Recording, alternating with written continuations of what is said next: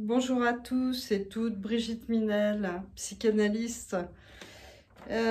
Comment faire une bonne psychothérapie? Alors, deux choses plutôt qu'on entend souvent, c'est les psys, ce sont eux qui sont fous.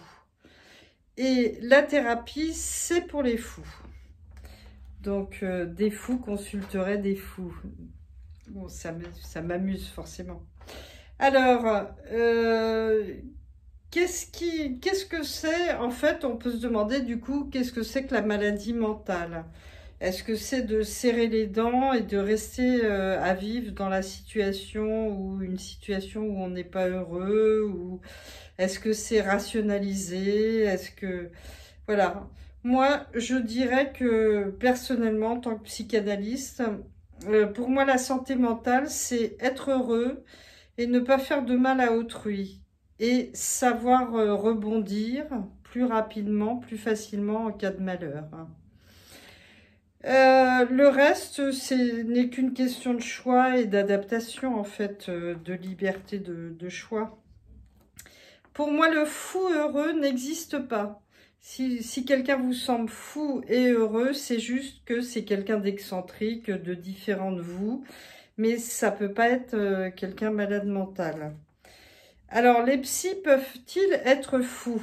Eh bien, je suis désolée, mais là, on revient à la vidéo numéro 1. Les seuls cas de personnes dérangées dans ma profession, enfin dans ce groupe de praticiens, eh ben, ce sont étaient des psychiatres. Voilà, parce que, comme j'ai expliqué au début, pas de thérapie, pas de contrôle. Voilà, donc, et je parle de psychiatres qui faisaient des choses, du coup, illégales. Voilà, donc vraiment des gros soucis. Les autres sont quand même protégés, les autres, dans notre liste. Donc, les psychologues, dans une certaine mesure.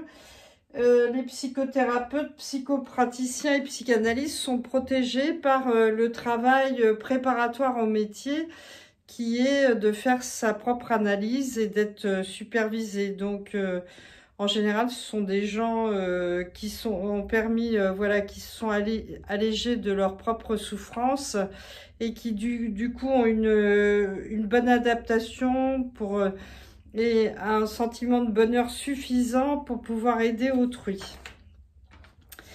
Alors, pourquoi certaines personnes ont-elles besoin de traiter les psys de fous? Ben, on comprend bien que c'est mis à part s'ils sont tombés sur des psychiatres problématiques, hein, mais ce qui est quand même, voilà, pas très courant non plus. Mais pourquoi cette phrase oh non mais les psys de toute façon c'est eux qui sont fous, voilà.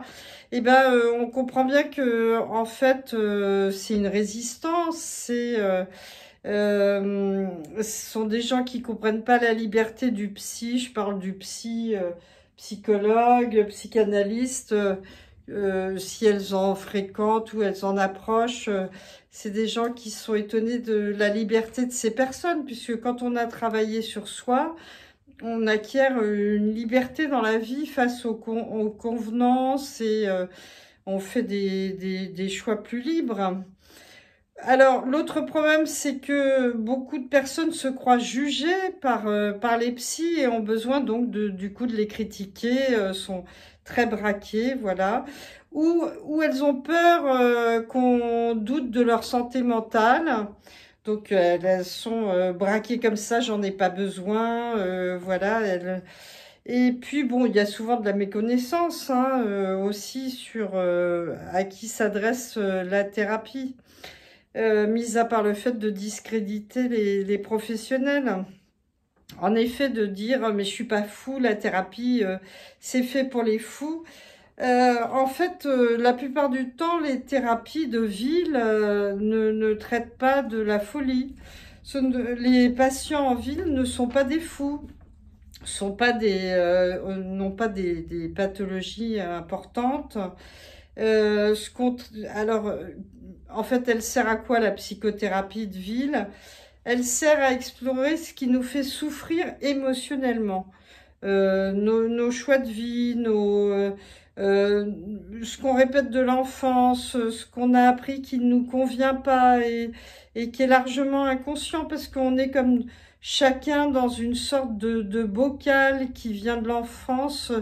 On est forcément, vous voyez, comme les petits poissons dans leur bocal et on ne sait pas ce qu'il y a dans les autres bocaux. Donc en fait, la thérapie donne ce recul et de se dire, bon, on sait tous qu'on va vivre dans un bocal, mais de se dire, ah ben, j'ai envie de choisir mon bocal, la couleur de mon bocal, ce qu'il y a dedans. Et voilà, ça donne un peu de recul et de liberté, en tout cas suffisamment pour se sentir plus heureux. Voilà pour cette vidéo, donc mettez des pouces, transférez, faites connaître et à bientôt pour notre prochaine vidéo sur la psychothérapie.